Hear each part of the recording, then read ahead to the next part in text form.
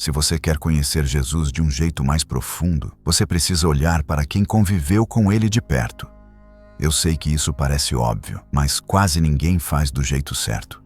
Porque muita gente lê o Novo Testamento como se fosse só texto e esquece que ali tem gente. E quando eu digo gente, eu não estou falando de pessoas perfeitas, não. Eu estou falando de gente com temperamento, com medo, com coragem, com pressa, com orgulho, com dúvidas e com transformação de verdade. Os apóstolos não eram iguais. Eles ensinavam a mesma mensagem, mas cada um carregava um jeito diferente. Um era mais intenso, outro mais profundo, outro mais prático, outro mais direto, outro com uma mente mais teológica. E isso aparece claramente quando você começa a prestar atenção. Então, o que eu vou fazer nesse vídeo é simples. Eu vou te apresentar os apóstolos como perfis. E eu vou fazer isso de um jeito bem honesto, sem transformar esses homens em santos de porcelana e sem diminuir o peso do que eles ensinaram. Eu vou começar por Pedro. Pedro é o tipo de apóstolo que você entende na hora, porque ele é muito humano. Ele não parece um personagem pronto, ele parece alguém real, daqueles que reagem no impulso e só depois percebem o que fizeram. E dá para ver isso nas histórias. Em vários momentos, Pedro fala antes de pensar. E tem uma cena que mostra bem isso, quando Jesus começa a falar sobre sofrimento e morte. Pedro tenta corrigir Jesus. Ele puxa Jesus de lado e repreende, como se dissesse, isso não vai acontecer. Ou seja, Pedro era confiante, mas essa confiança no começo ainda era meio fora de lugar. E ao mesmo tempo, Pedro era corajoso. Tem uma história que é perfeita para isso. Quando Jesus vem andando sobre as águas, Pedro é o único que diz, se é o Senhor, manda eu ir. E ele sai do barco. Só que o problema é que, junto com a coragem, vinha a pressa. Porque no meio do caminho ele se distrai, se assusta, começa a afundar e precisa ser socorrido. E isso aparece de novo numa noite bem pesada, quando Jesus é preso. Pedro tenta resolver com a força. Ele puxa a espada e parte para cima, no impulso, como se dissesse, eu vou proteger Jesus agora. Só que Jesus para tudo e mostra que o caminho não é esse. E o ápice disso é aquela noite em que Pedro jurou que nunca negaria Jesus. E poucas horas depois, negou 3 vezes.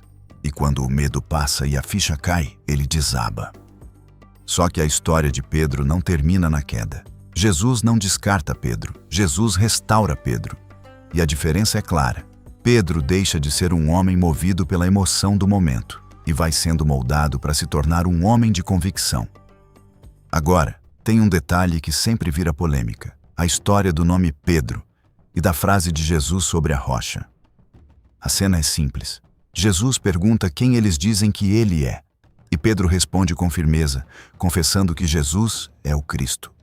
E é nesse momento que Jesus dá a ele o nome de Pedro, que significa rocha, e diz aquela frase famosa, sobre esta rocha edificarei a minha igreja. E aqui é só isso que você precisa guardar para não confundir. Alguns entendem que Jesus estava falando do próprio Pedro como líder. Outros entendem que Jesus estava falando da confissão de Pedro, ou seja, da verdade sobre quem Jesus é. Agora vamos falar do apóstolo João. João tem um jeito completamente diferente de Pedro. Com João, a sensação é de profundidade. E tem um detalhe que já mostra o nível de proximidade dele com Jesus.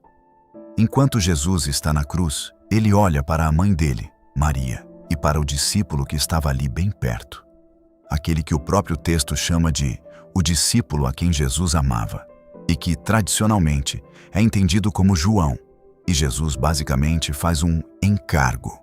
Ele entrega Maria aos cuidados dele, como quem diz, João, a partir de agora, você vai cuidar dela. Ou seja, Jesus não escolhe qualquer pessoa para isso. Isso mostra confiança, intimidade e responsabilidade. E o jeito de João escrever também entrega isso. Quando você lê o evangelho dele, você percebe que ele não fica só narrando acontecimentos em sequência, ele puxa você para dentro do significado. Ele fala muito de luz e trevas, verdade, vida e amor. E tem outro ponto que deixa João ainda mais diferente. Ele fala de Jesus como o Verbo, como a palavra que se fez carne. Ou seja, João não está só contando história, ele está te puxando para entender quem Jesus é. E por isso, João costuma ser o apóstolo que atrai gente mais contemplativa, mais profunda, gente que gosta de teologia, mas também de intimidade com Deus. E para fechar, tem um último detalhe que é impossível ignorar. Ele também está ligado ao livro do Apocalipse, e isso já abre uma janela para um outro lado da fé, um lado mais simbólico, mais espiritual, mais visão. Mas calma, eu não vou entrar no Apocalipse agora. Eu só quero que você entenda a marca de João: profundidade, amor, identidade de Cristo e visão. Agora eu vou falar de Tiago, filho de Zebedeu. Tiago, irmão de João, é um apóstolo que você percebe pela própria história. Ele tinha um temperamento forte, tanto que ele e João receberam um apelido bem marcante: filhos do trovão, ou seja, eles não passavam despercebidos. E tem uma cena que mostra isso de um jeito bem claro. Quando uma aldeia rejeita Jesus, Tiago e João perguntam se Jesus quer que eles peçam fogo do céu para consumir aquele lugar. Percebe o nível? Eles eram intensos, explosivos, prontos para reagir. Só que aqui está o detalhe bonito. Jesus não destrói Tiago por causa disso. Jesus forma Tiago. Jesus pega essa energia e vai moldando até virar zelo pelo que é certo e não raiva pelo que contrariou. E Tiago também aparece naquele momento em que alguns discípulos querem posições, querem destaque, querem ser mais que os outros. E isso mostra que no começo tinha ali uma mistura de paixão com um pouco de ambição também. Mas com o tempo, Tiago muda. A mesma intensidade que antes queria queimar os outros, vira disposição para servir e sofrer pela fé. E é por isso que Tiago tem um fim muito forte na história da igreja. Ele é o primeiro apóstolo a ser morto por causa da fé. Ou seja, ele não ficou só na fala, ele foi até o fim. Então a marca de Tiago é essa: energia, paixão, coragem, mas uma coragem que foi purificada. O próximo é mais silencioso, mas tem uma história muito marcante na tradição cristã. Eu vou falar de André. André é o tipo de apóstolo que muita gente passa rápido, mas ele tem uma marca muito bonita. Ele é o cara que apresenta. Ele não aparece o tempo todo no centro, mas quando ele aparece, quase sempre é para levar alguém até Jesus. Ele é irmão de Pedro. E em vez de competir, ele simplesmente puxa o irmão para perto de Cristo. Isso já diz muito sobre o perfil dele. E tem outro momento bem conhecido. Na multiplicação dos pães, é André quem chega trazendo o menino com os pães e os peixes. Ele não resolve o problema, mas ele entrega o que tem, e Jesus faz o resto. Então a marca de André é essa. Ele não é o protagonista, mas ele abre caminho. O próximo nome também tem uma virada bem forte. Eu vou falar de Mateus. Mateus tem uma história que fala por si só, porque ele vem de um lugar que ninguém esperava. Mateus era cobrador de impostos, publicano. Na época, esse tipo de pessoa era muito mal vista pelo povo judeu, porque trabalhava ligado aos romanos e muitas vezes cobrava além do justo. Então, quando Jesus chama Mateus para ser discípulo, isso surpreende, porque não era o tipo de pessoa que as pessoas imaginavam que Jesus escolheria. A marca dele aparece no jeito que ele apresenta a história. Ele escreve com muita atenção ao cumprimento das profecias, mostrando como Jesus não é um acidente, mas o cumprimento do que Deus vinha anunciando. Então Mateus é aquele apóstolo que faz você enxergar conexão. Ele liga pontos, ele mostra continuidade, ele te faz entender que a fé cristã não nasceu do nada. E agora eu vou para o próximo, porque esse aqui tem uma cena muito emblemática, que parece pequena, mas diz muito. Eu vou falar de Filipe. Filipe é aquele apóstolo que aparece muito ligado a perguntas e a como isso vai funcionar.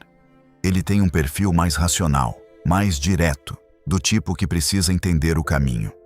E isso fica claro em cenas simples. Tem hora que Jesus coloca os discípulos diante de uma situação impossível e Filipe já pensa na conta, no tamanho do problema, no que dá ou não dá para fazer. Ou seja, ele é aquele discípulo que olha para a realidade primeiro. Só que o bonito é que Jesus usa esse tipo de pessoa também e vai expandindo a visão dele. E tem uma outra cena que entrega muito o perfil dele.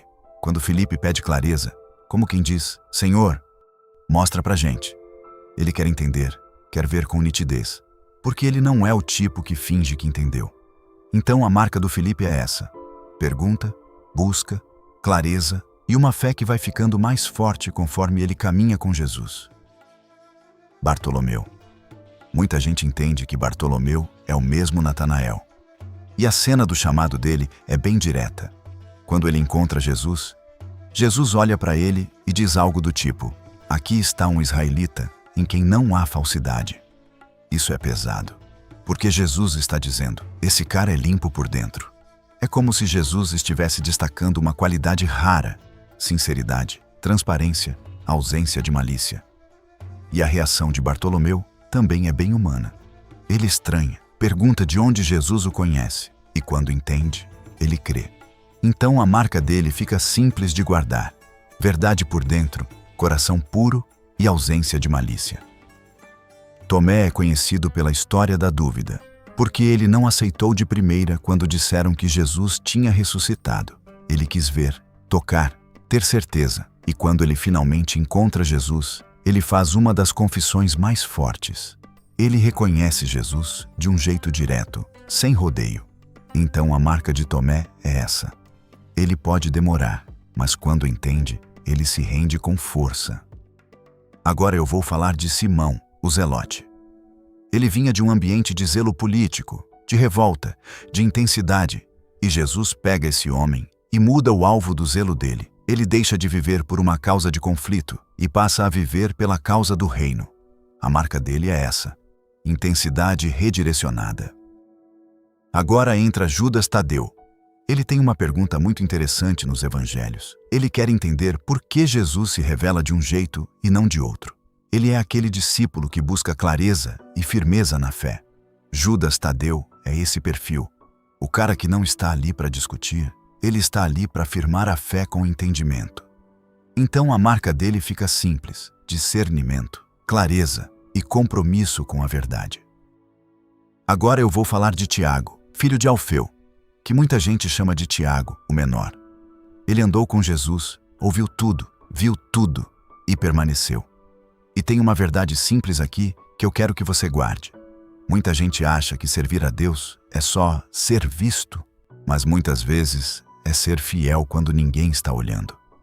Um apóstolo sem grandes holofotes, mas com um lugar real na história. Agora eu preciso falar de Judas Iscariotes. Ele ouviu as palavras de Jesus de perto, viu milagres, caminhou com o grupo, participou do mesmo ambiente, das mesmas conversas, das mesmas experiências. E mesmo assim, ele caiu. Ele entrega Jesus aos líderes e o identifica com um beijo. Depois, ele se arrepende do que fez, mas a escolha já tinha gerado uma consequência irreversível. E isso traz um alerta. Judas mostra que também existe a possibilidade de resistir ao processo, de endurecer, de escolher um caminho errado.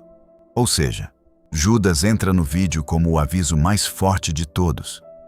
Não basta estar perto, tem que ser transformado.